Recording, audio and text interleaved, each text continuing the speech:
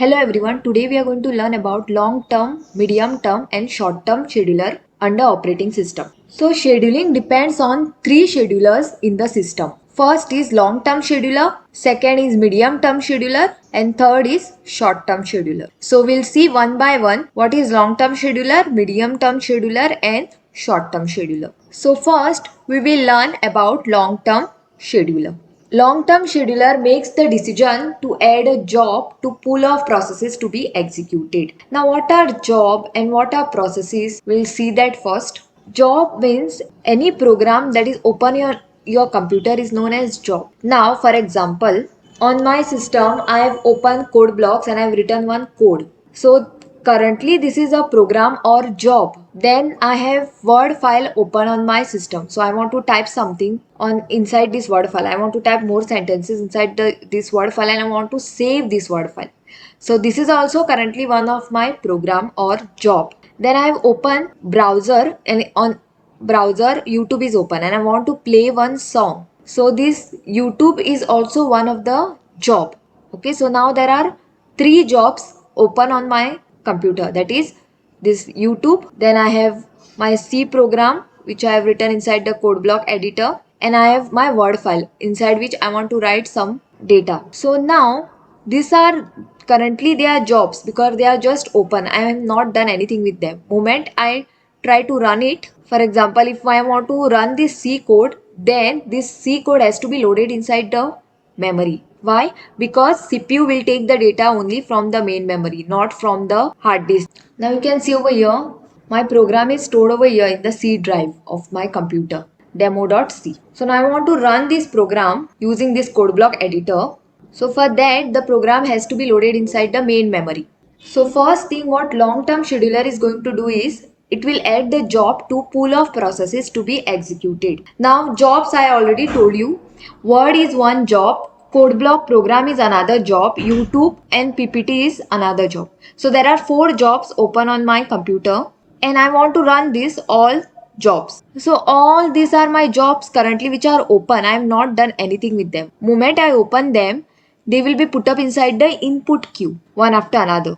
For example, here PPT is put up as a one job, then here YouTube is put up as a second job, then here code block program is put up as a third job, and fourth suppose word is put up. Okay, so they are put up in the queue. Okay, so whoever is first in the queue will be put up first inside the main memory. Whoever is second in the queue will be loaded second in the main memory. So this is the input queue and they have to wait inside the input queue. Now for who will take the decision to move them inside the main memory? Admission scheduler. And admission scheduler is called as long-term scheduler. So job of this long-term scheduler is what?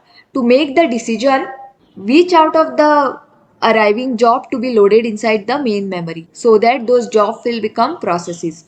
Moment your job is entered inside the main memory, they becomes processes. They are no longer called as program or jobs. Moment you put it inside the main memory, CPU is going to take it for execution. So they will be running. So that's why they are called as processes once they are loaded inside the main memory. So it controls the degree of multi-programming, keeps number of processes in the ready queue memory for execution. Degree of multi-programming means what? So at a time how many processes need to be loaded inside the memory so that they will be given to the CPU, that is decided by long-term scheduler. Multi-programming means multiple programs should be loaded inside the main memory for execution. Who will load them? Okay, decision will be taken by long-term scheduler. For example, here these four jobs are put up inside the main memory: Word, code block, YouTube, PPT. So degree of multi-programming is 4 because 4 programs are loaded inside the main memory and they became the processes. And those four processes will be executed by CPU. Then long-term scheduler creates the new process. See, when they are arriving from the secondary memory node, they are called as jobs. Like for example, Word is open, code block editor is open, YouTube is also open, PPT is also open on my computer. But they are called as what? Programs or jobs. But moment I start running them or I start doing something with them, they will be loaded inside the main memory. So who loads them inside the main memory? Admission scheduler or long-term scheduler decides to load them inside the main memory. So long-term scheduler only creates new processes. It moves the processes from new to suspended ready that is your disk. Now I have written this program and I have saved it. So this will be saved inside what? My hard disk, that is inside my C drive. So long-term scheduler moves processes from new state when you newly create or newly start writing the program. It is a new process and it is sent to suspended ready, means it is sent inside the disk. When I save it, it gets saved inside my hard disk, that is C drive or D drive. Then long-term scheduler also moves the processes from new to ready state. That is, if you have newly created the process, you can directly run it. When you run it, it is inside your ready state, that is inside your main memory. So long-term scheduler involves transition of a job from secondary memory to main memory. Why? So that CPU will take it from the main memory and will execute it. So long-term scheduler job is only what? To transfer the data from the hard disk, that is C drive or D drive of your computer if you are using Windows operating system, and put it inside the main memory. So these are the points for long-term scheduler. So now we'll see medium-term scheduler. Now what is the job of this medium-term scheduler? The processes which are there in the main memory, which are processed by CPU, will be put up inside the disk, and from the disk you can load the processes back to main memory. So that's why the two-way arrow is shown. So you do the swap in, swap out. So it is a decision maker to swap processes that are partially or fully in the main memory. So if the processes are fully in the main memory or they are partially completed also, they need to be stored back to the hard disk. For example, when I run this program, after running this program or the output is given back to the computer, that is your hard disk only. So after running, memory has to, main memory, that is your RAM, has to give the data. It need to give it back to hard disk. So it swaps the processes. Swap means what? Put the processes from main memory to disk and from the disk back to main memory. Medium term scheduler is also known as memory scheduler.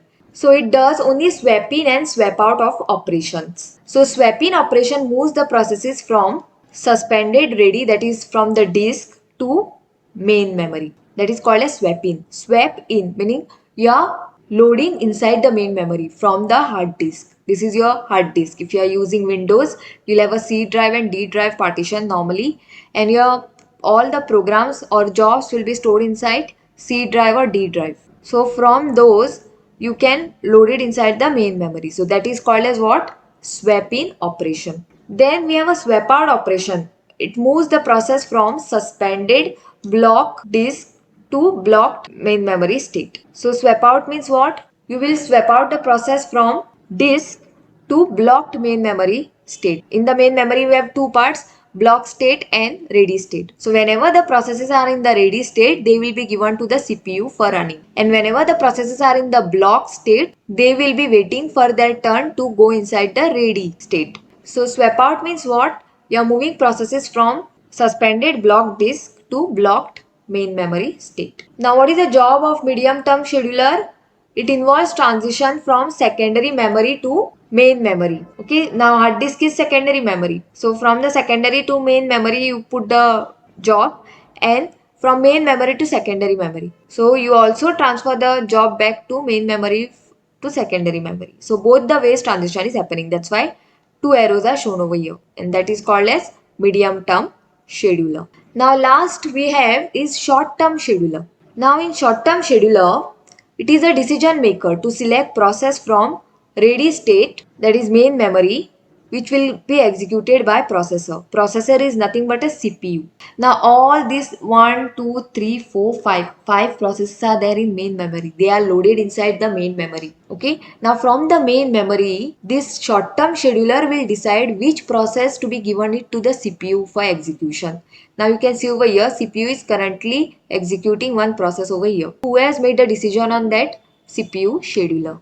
And the other name for CPU scheduler is short-term scheduler. And this process is also called as dispatching. Okay, that is, you are dispatching the process from main memory to CPU. It selects the process from ready state and changes to running state. See, when the processes are in the main memory, they are in the ready state, ready for execution. And when the processes inside the CPU, they are running processes. So from the ready state to running state, who is moving them? CPU scheduler. Okay, so short-term scheduler select the process. Which process out of this 5 processes need to be given it to the CPU for running.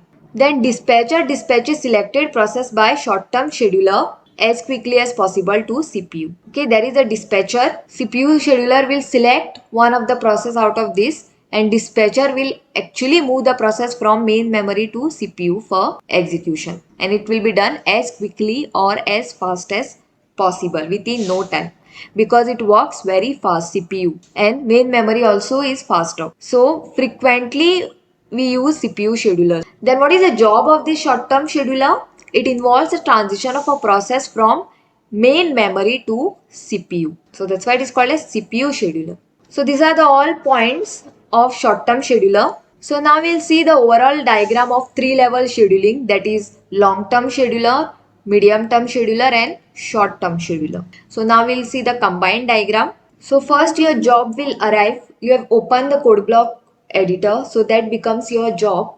So that C program I want to run now. So that program will be put up in the input queue for running. So code block program now in the input queue waiting to be loaded inside the main memory. So who will take the decision when to load that code block program inside the main memory? Admission scheduler. That is your long-term scheduler.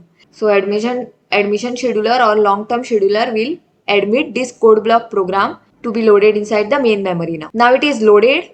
So your code block program which you have written in the C language becomes the process now, because it is loaded inside the main memory. Before loading it inside the main memory, it was a program.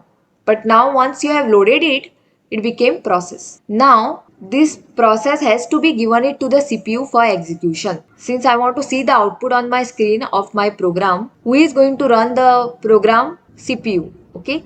So this code block program became the process once it is loaded inside the main memory, and from the main memory now this process will be taken by CPU scheduler. So CPU scheduler will make the decision when to load this process inside the CPU. Once this process is given to the CPU is going to execute and the output will be stored back to main memory. Output will be given to the main memory, and so this CPU scheduler only will give back the output to the main memory, and from the main memory the data will be stored on the hard disk.